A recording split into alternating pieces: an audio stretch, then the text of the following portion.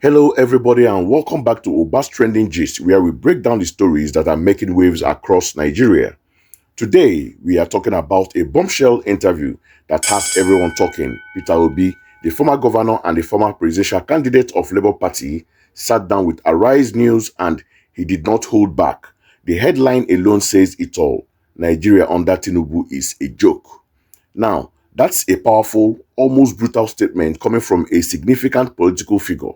For millions of Nigerians struggling with a high cost of living, soaring inflation, and a general sense of frustration, that statement might not just be a headline, it might feel their reality. So the big question is this just politics or is there a profound, painful truth to what he is saying?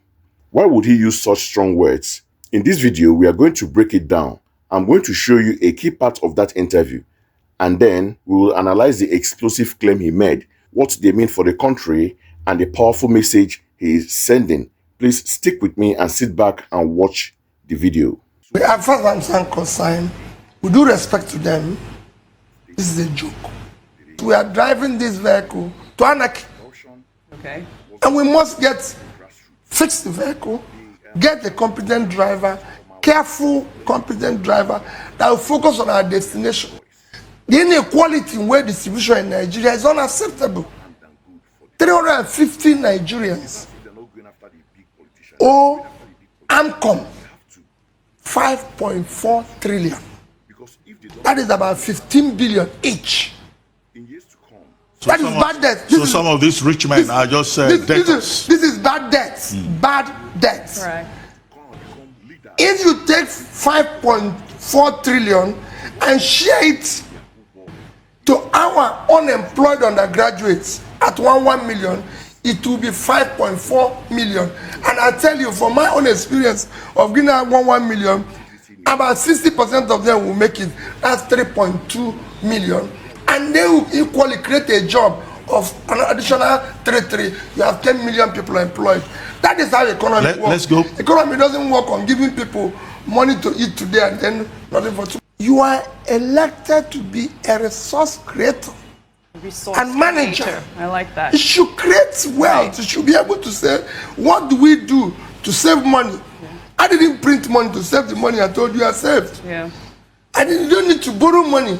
Yeah, we have people who say they achieved something when they borrowed a fortune. Yeah.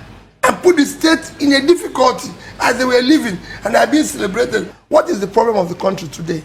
We are so divided as a nation along tribal, ethnic, religious lines. Who will unite us? Because we are no longer a nation. There's a reason why there's rule of law. No system can function if not for the rule of law. Otherwise, we have a state of nature. The main reason for creation of nations and states is that we move from the law of nature to where there's rules and regulation. So obeying that is fundamental. And I don't think it actually affects the issue of security by obeying the rule of law. Of course, we have a constitution, we have laws guiding us and everything, and those who interpret that decides that this is the way to go. We should obey that. Every citizen of a country, irrespective of your position, should obey the law. That is the fundamental and core yardstick for existence of any nation. The security is worse today than it was before he came into office. The economy, for me, I said it before, is on a life support. Because of the amount of debt, that is unacceptable. And using about 50% of our resources, of our revenue, to service debts. And where we cannot say this debt was used for this, for me, it's critical. Our level of poverty have worsened. Most kids are out of school. Unemployment have increased and is worsening by the day. Of course, you told that for every minute 6 Nigerians go into debt instead of coming out of it. What Peter Obi did there was a brilliant political communication. He took a huge abstract number that most people can't even imagine, 5.4 trillion naira, and made it personal. He says just 350 individuals and companies owe that amount. He broke it down to 15 billion naira each. This is the debt that the government, through AMCON, is struggling to recover. Then he contrasted it. He said, instead of this massive debt held by a few, what if we invested it in the youth? He painted a picture where 5.4 million unemployed graduates could get 1 million naira each as startup capital. He claimed that based on his experience, this would create about 10 million jobs. Now, is the economics of that perfect? Some experts might argue is more complex, but that's not the point. The political point is powerful. He is highlighting a system where a tiny elite holds the nation's wealth hostage, while millions of youths, educated people, have no opportunities. He is contrasting a culture of bad debt and financial recklessness with a culture of production and empowerment. For the average Nigerian who can't afford fuel or food, this message is crystal clear. His analogy of Nigeria being a vehicle with a knocked engine being driven towards anarchy by incompetent drivers is terrifying because it feels true for many. He is saying the system itself is broken. It doesn't matter who is driving if the engine is bad.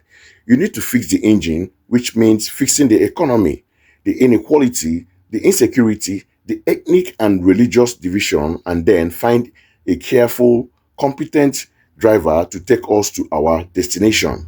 Look, whether you support Peter Obi or not, this interview is resonating because he's speaking to the deep-seated anger and frustration that many people in the country share. He is framing the nation's problem not as partisan politics, but as a crisis of competence, a failure of leadership, and a system that benefits a few at the expense of the many. He's calling the entire system a joke, and for a country with so much potential, so much brilliant people, and so many resources, the fact that we are where we are today, to many, a very sad and unfunny joke.